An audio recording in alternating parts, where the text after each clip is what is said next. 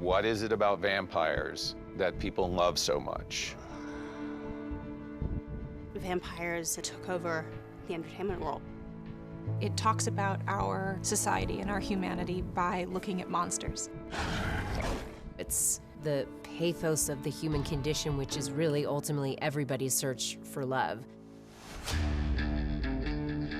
It's so hard to talk about the show without talking about sex. I was just in awe that I was able to get this type of opportunity. It's been the best job I've ever had in my life. This was a situation of extraordinary, sublime talent. It sort of was this amazing amalgamation of creativity. It's changed my life. It's going to be very emotional now that we wrap up the final season. It'll be a real goodbye.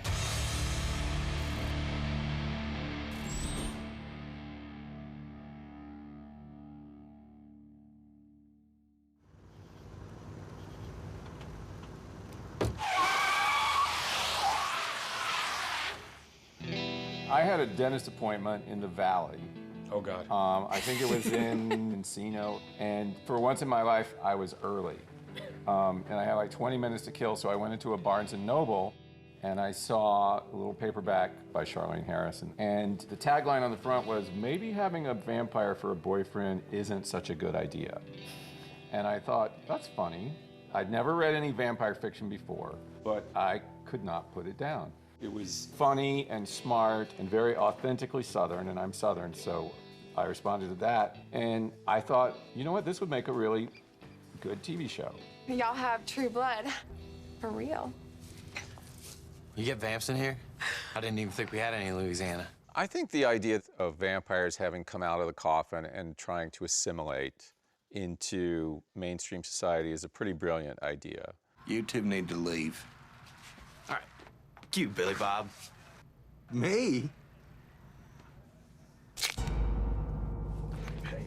It's certainly an angle on the vampire story that, to me, when I first read it, felt incredibly fresh, and it made it sort of mundane, which I think is what is so great about her books and about the show. I remember when they first called me to tell me that I was cast. I was alone. I was staying at a friend's house, and I remember just wanting to celebrate so badly, and there was no one there in this like empty house, and just kind of doing this little dance by myself in the living room. It was just a dream come true. Casting's always kind of funny. You'll start to doubt the sides. Yes. And then somebody comes in and makes it work, and then it becomes very obvious. It's true. Sometimes you're sitting there going like, oh, I thought this scene worked, but it really doesn't. And I'm going to have to completely rewrite this. And then the person comes in who makes it work. Thank God I don't have to do anything. Absolutely. Yeah. Thank God I don't have to work any more than is absolutely necessary. John, check the catfish. I remember the casting director called me and she said, would you be interested in Anna Paquin? I was like, isn't she too big for this? Would she do this? I'm confused. They said, no, she really read it. She really responded to it. She'll come in and read for you, and you did, and we made you jump through the hoops. A little bit, yeah, but that's fine. All the jobs I've ever really loved were the ones that I had to do some hoop jumping. Otherwise, what the hell's the point? I remember being very nervous asking you, how do you feel about dyeing your hair blonde? I don't know why, but I thought you would say, like, I'm not going to do that. That's really funny. I know. I know, and your answer was like, sure, whatever. I was like, I can't guarantee I'll look good as a blonde, but I'll totally do it.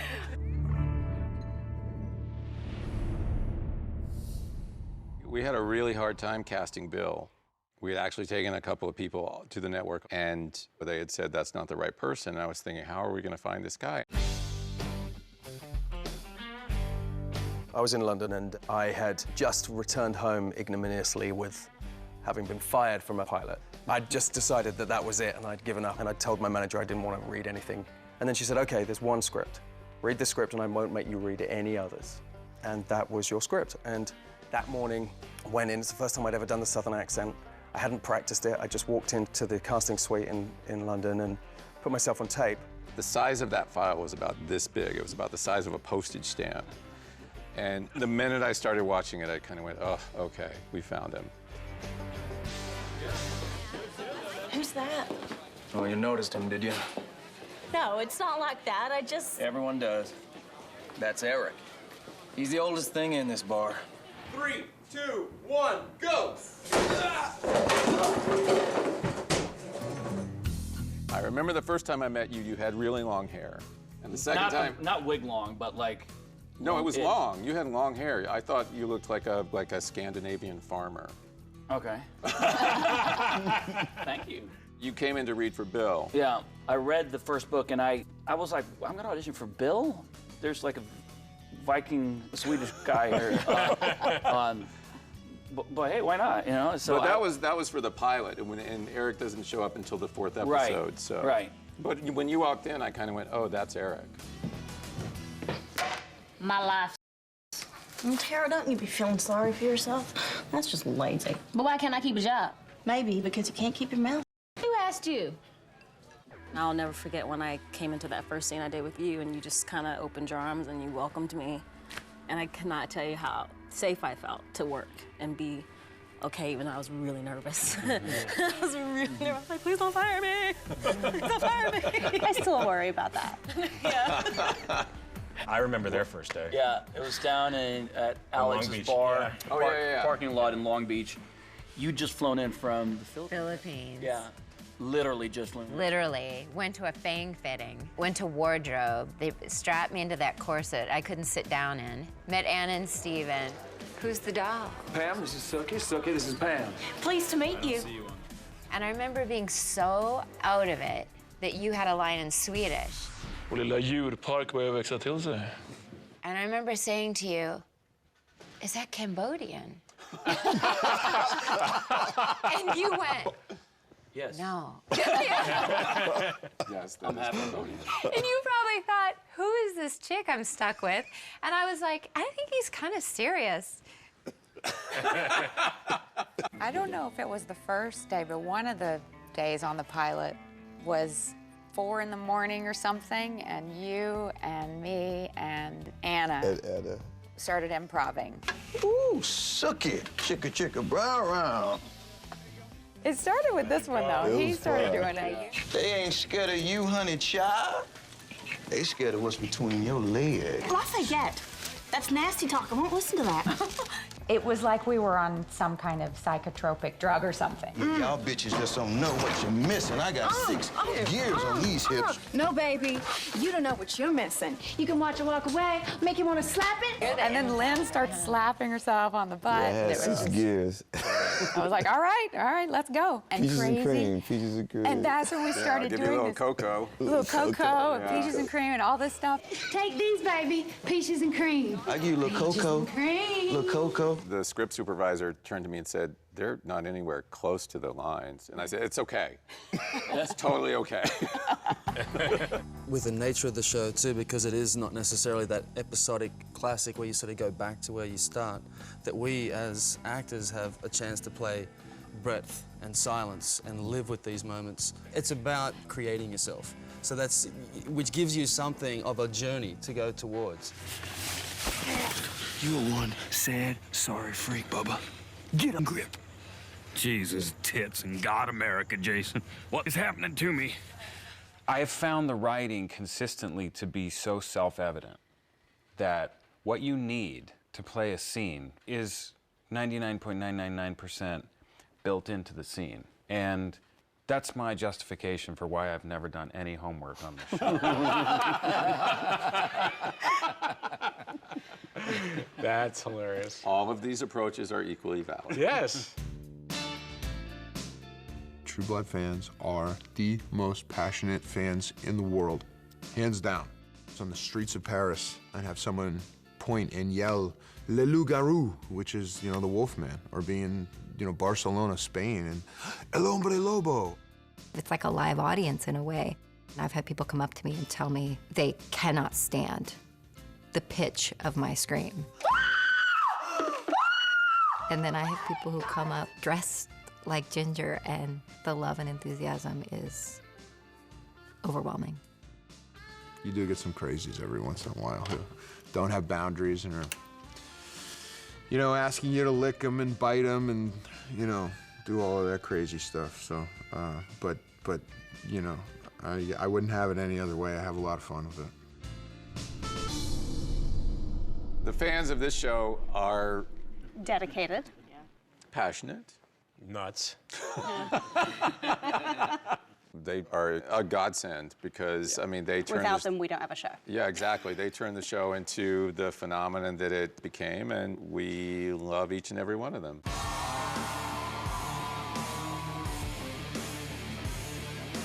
I had never been to Comic-Con, and there were literally like 6,000 people. And it hit me that, wow, there's a lot of people who really like this show.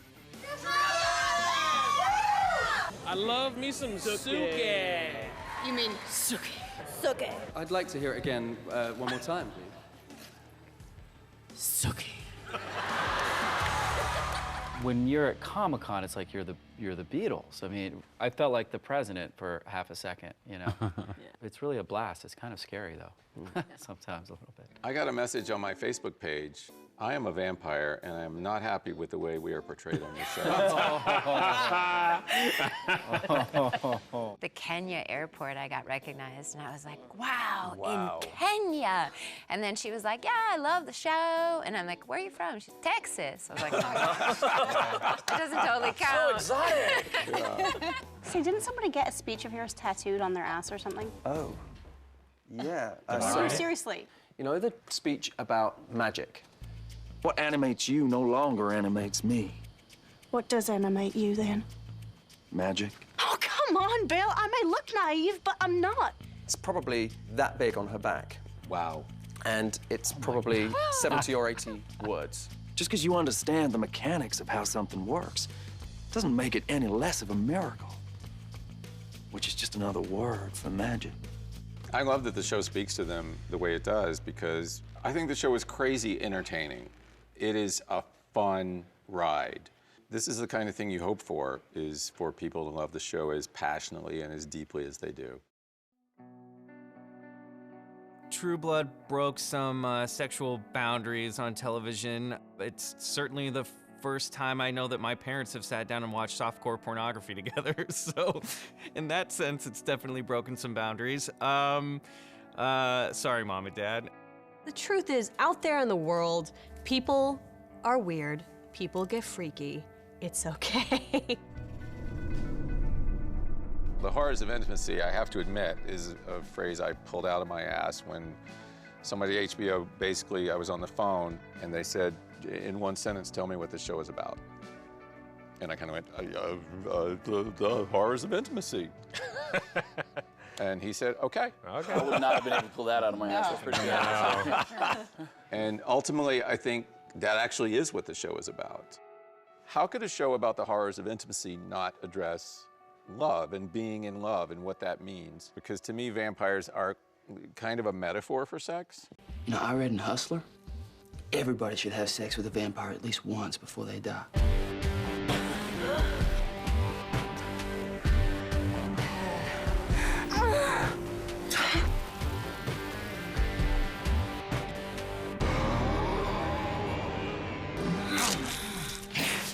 Every character in the show has gotten a chance to sort of fall in love, get their heart broken, pick up the pieces, and keep going.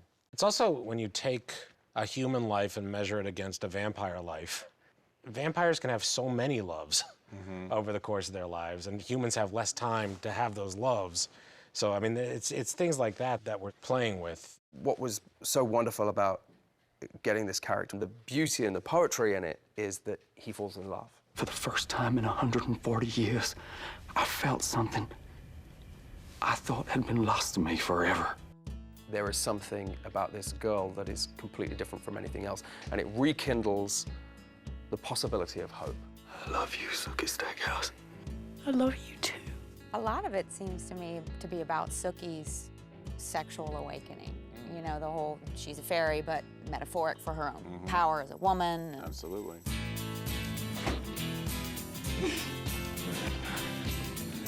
she's definitely had her fair share of learning through sex She on the has. show. Yes, she has. Arlene, not so much. You know, in an orgy with black contact lenses. That was a good sex scene. Yeah. The night of the orgy. Oh, God. Which orgy?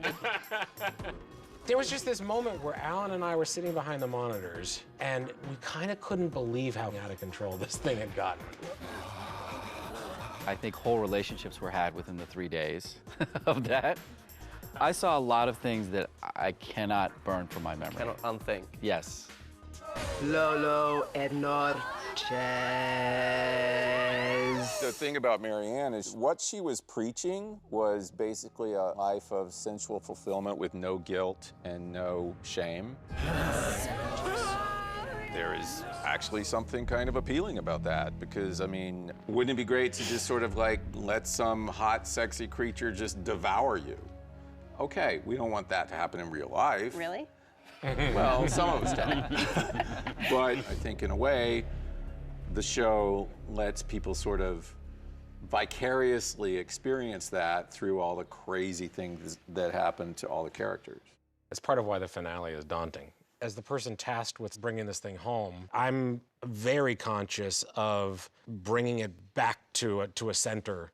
I think we had a lot of wild sex. We really let go of convention, but I think people will sort of feel like this was a love story at the end of the day. What about a song and dance number? People love song and dance They numbers. love that. Let's chuck the finale and just do that. That always works. Yeah. When in doubt. Are you game? You know I'm game. Okay.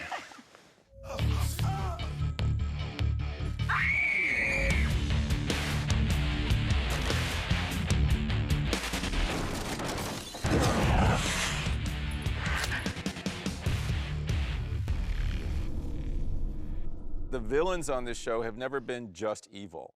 Everybody has something primal inside of them. You know, how many of us would love to somebody pisses us off? Wouldn't it be great just to behead them?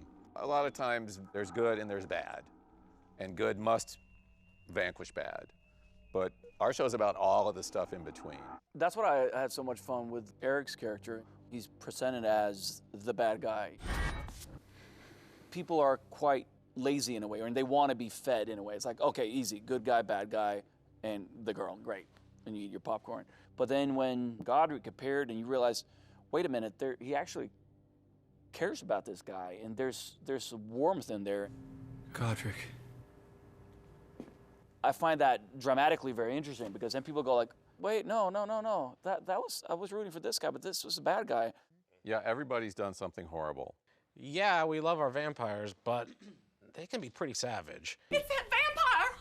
Russell! What's his face?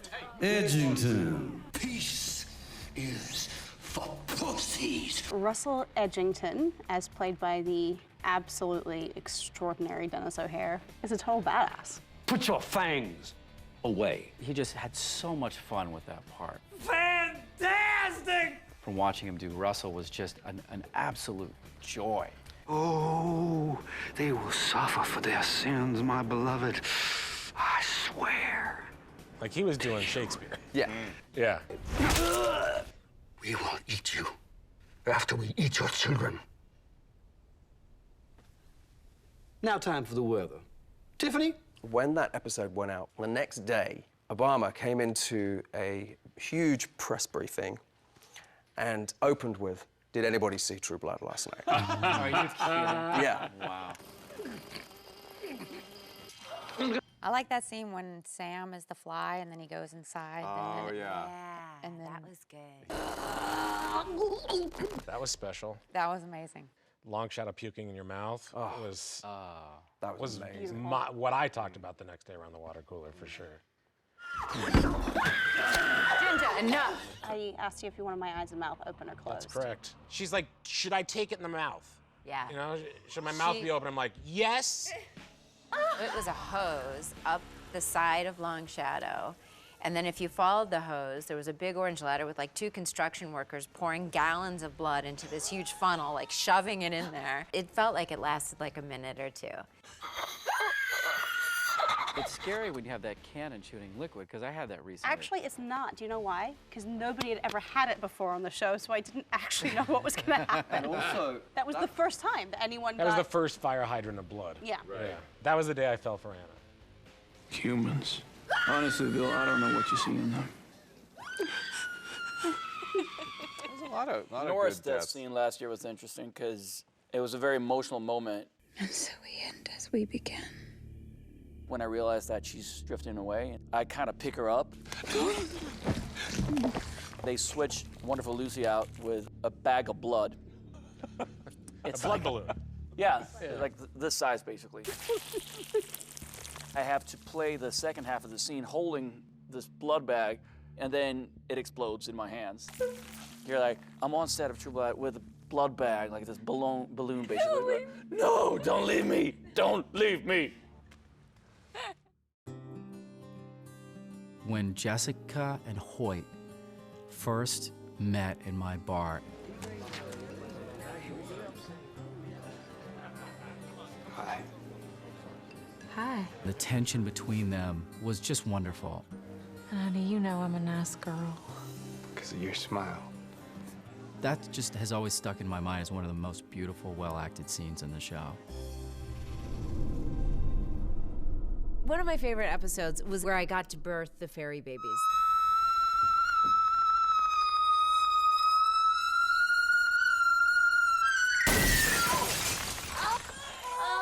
Another girl. Birthing those babies was great fun. And my favorite line I've ever gotten to say was in that episode as well, where I just got to look at Andy and say, "You're a dick."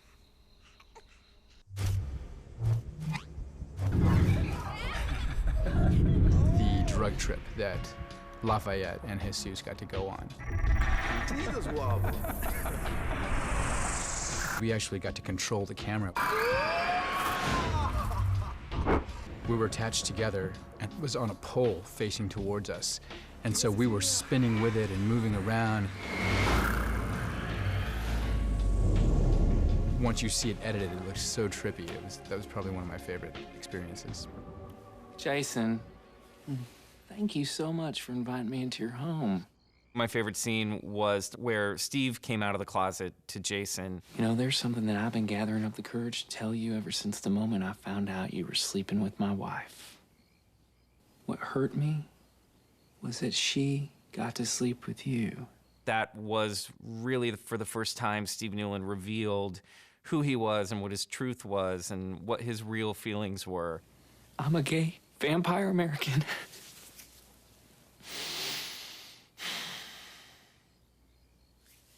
And I love you, Jason Stackhouse. It's insanity. Our existence is insanity. We had about 15 minutes to shoot Godric's death scene because it was as the sun was coming up. God gör inte. Vi har haft århundraden av kärlek och tillit till varandra. We rehearsed it for 3 hours. We blocked it and then waited to the right time. Like when we knew that, it was like, 6 minutes before you would see the sun on the horizon. Let me go. That was the only moment so far on the show where we knew we had 3 takes and that was it.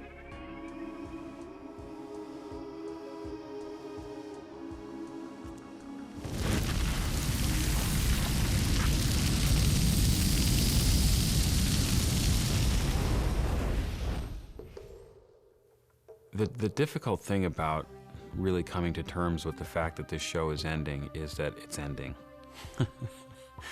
And it's not another script or plot point or storyline. It's actually ending. I hope that it is thought of as more than just, another supernatural show. Like, I hope that people go, it said something. I would love for it to be remembered as the show that brought about world peace. To me, it's been the most fun thing I ever worked on. That's not to say all the other things weren't fun, but this one is the most fun, yeah. I completely concur. Obviously, I met Anna that first day, and you don't expect to meet the person that you're gonna get married to on the job that you're doing and have as much fun on the job as well. The first season, I was like, everyone's so great, everyone's so nice and welcoming. You were like, this doesn't happen all the time. You were like, this is special, this is rare. And I've treasured that, the whole 7 years. It's meant, I think being on the show has meant everything to me. I felt like I was nostalgic in the second season. I was already dreading the end then. Oh, it's going to be very emotional, I'm sure, now towards the end of this final season. Yeah, it's gonna be hard walking away from Lafayette's shoes. I'm gonna miss. I'm sure they'll give you the shoes. I mean, I'm gonna miss the makeup. I loved playing Lafayette. My friends sometimes would be like, "Dude, you walking like Lafayette, stop." or out of all of a sudden, I'd be like, "Well, you know what we gonna do?" And I go, "Oh, that's it's a Lafayette thing." It'll be really hard to say goodbye.